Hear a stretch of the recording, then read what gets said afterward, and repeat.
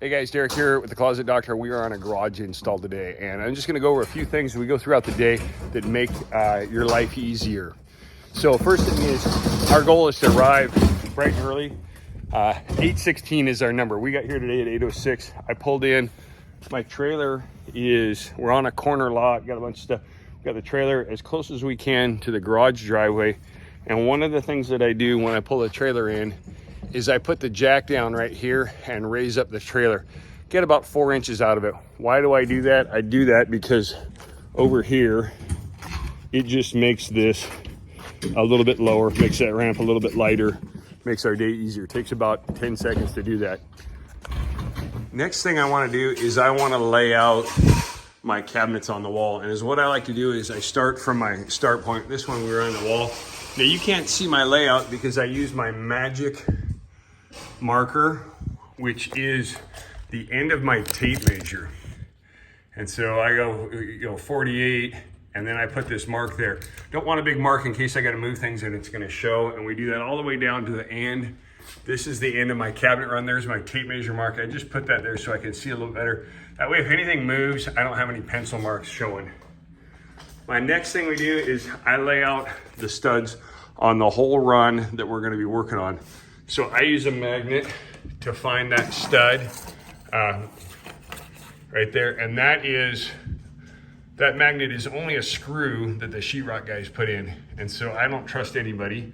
And so I drill 3 holes. And when I drill it in here, the center one, it hits, and I move it over about 3/4 of an inch. And if I hit air there and I hit air there, I know that my stud is centered. If I come over here and I hit hard again, I'll move my mark over. You can see here, this one here, I just moved it over a little bit. And now as we start working is what I can do while my helper is bringing in the next cabinet. We kind of stopped right here, but he's gonna bring in, I can measure this out off of this cabinet. I'm gonna write it on the side. That way when he pulls up, we're ready to drill holes. So we've started on that. My goal is to have cabinets on the wall and a garage cabinet install on the first cabinet on the wall in 15 minutes or less. And so is what we do. We've got it on our jacks, we've got it leveled, we've put 1 screw in it, we've brought the next one in, and I'm starting my process of screwing these together. So we put 3 connector screws in. We're gonna put them right behind the hinge, and we use these clamps. By not screwing this cabinet together, it gives us movement, and so that we can easily clamp these together and move them to adjust them. If we screw this one to the wall, we'll be over here with a hammer all day banging on it, trying to get stuff to line up. This one, we hit the clamp on it. The clamps are nice and tight. We line it up. I've got 2 drills. So I've got my good trusty Ryobi stuff. I've got a drill bit in one, and I've got my screw tip in the other. And that way I'm not fumbling stuff. I just grab and go. And so we drill this hole. We put this connector in. We always put our connectors on the left, our regular screw on the right. We put that on. Now that that's in, as I'm coming down off the ladder, I bring this clamp with me. So now I don't have to climb that ladder again, and then we repeat the process on the next cabinet. Okay. So we've got our cabinets on jacks. We just have 1 screw holding this in place. We have this one connected together. We're gonna put this one up next. And the placement on this, is what we're gonna do is, we're not gonna lift the cabinet up in one piece. We're gonna rock it back here. But to facilitate putting this in, I always put this back corner of the cabinet even with the center of the jack. And that way, and then you'll see this corner is backed in. So let's see if we can do this one-handed. We gotta be careful. In this scenario, we've got a garage cabinet rail, and this top portion is the finished end, so we don't wanna scratch it up, but we're gonna give it a shot here at doing this, and I'm gonna do it one-handed with Gavin. Hang on, we're gonna hit. Okay, in this one, we're gonna do a unique situation. Okay, video one-handed loaded cabinets in the other. So is what we do is we put in this scenario here, the right-hand portion of the cabinet on the jack, and then we lift this in place. And then I'll either kick this jack underneath here, or the helper will be right on it. And is what I do is I push this cabinet flat against the next cabinet, and then the helper comes over, and when there's no weight on that jack, we can adjust it. We adjust it up to the bottom of the cabinet, and now the cabinet is level. Those are air quotes, level. And we don't have to turn the jack with a whole bunch of weight on it. So now it's nice and level. The next thing we're gonna do is we're gonna clamp it together, connect the cabinets together, and then we're gonna level all of these cabinets as one cabinet. We're 2R4 jacks. We're gonna put a couple screws in down there, and then we're gonna bring those jacks here and continue this process in. We're not gonna screw down this last cabinet until we have another cabinet screwed to it. So, there we go, and then show me through that.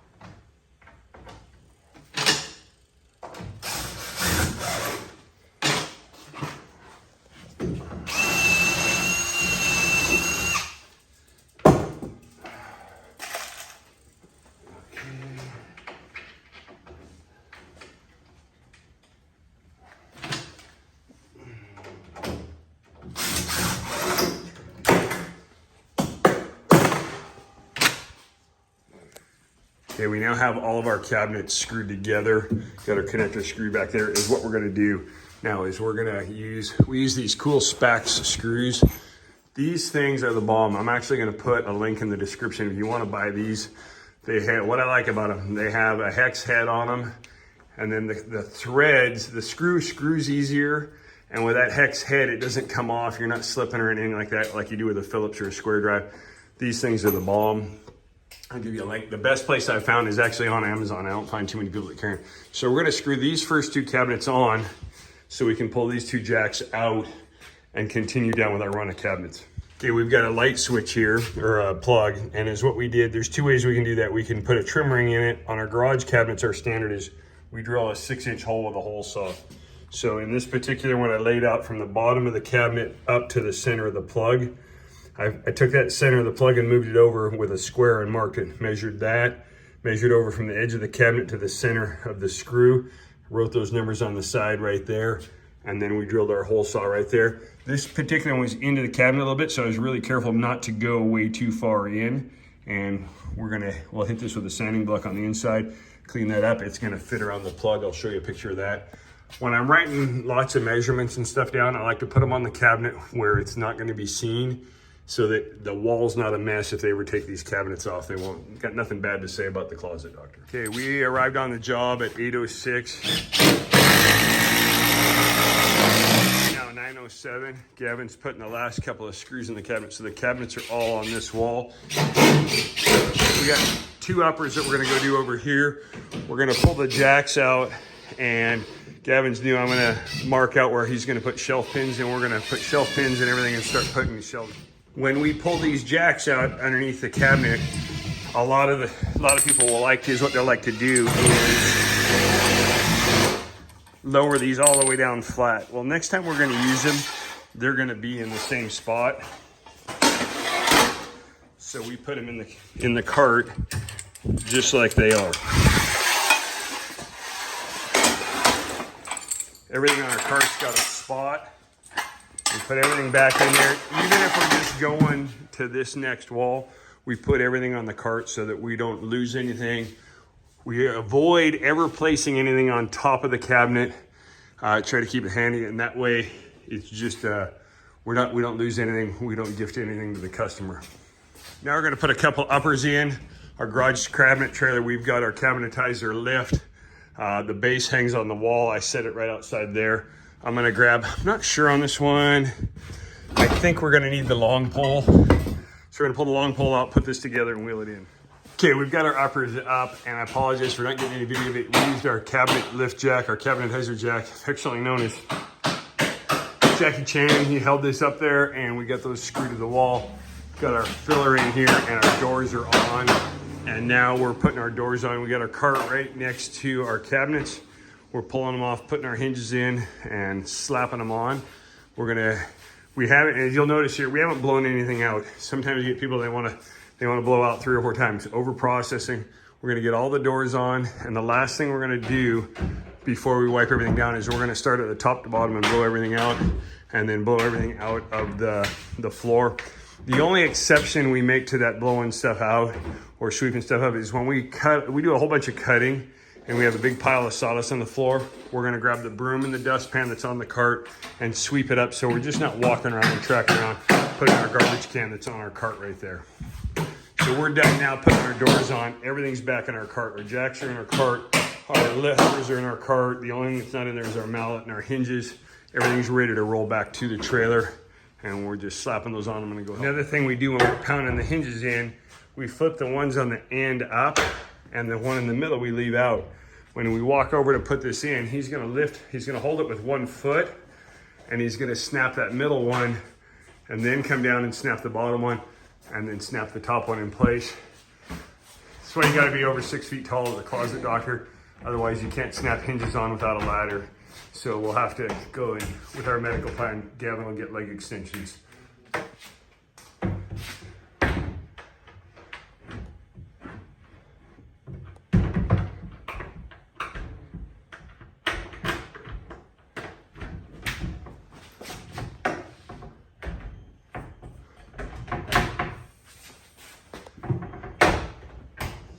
Okay, we're done with our door cart, which is on the bottom. Our shelf cart is on the top. We stack those on there. We put the blankets that we're going to use next time on the cart, and with just one strap, we hold that on.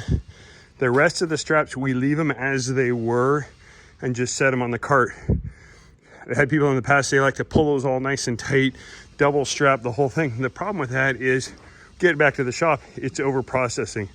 This one strap is going to hold the cart on, and the blanket's not going to go anywhere. When we load it into the trailer, we've got our mounting points, everything's there, and when we go to stack new stuff on it, we don't have to spend extra time undoing the straps, and we don't have to spend time on the job tightening the straps.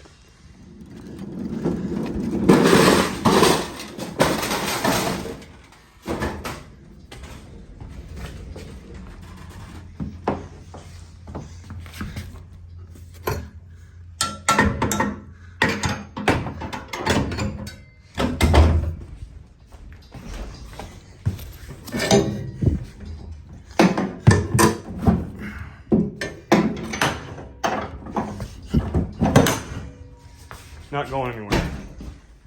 We used to have these big blowers on our garage van, and they kept getting broken, and they're kind of a pain. And the truth is, they don't really blow that good. And so we went to this guy. This is a little blower, and it's a Ryobi. It's for inflating air mattresses and stuff like that. So now it's just the size of a drill, and we can reach up, does everything we need it to do.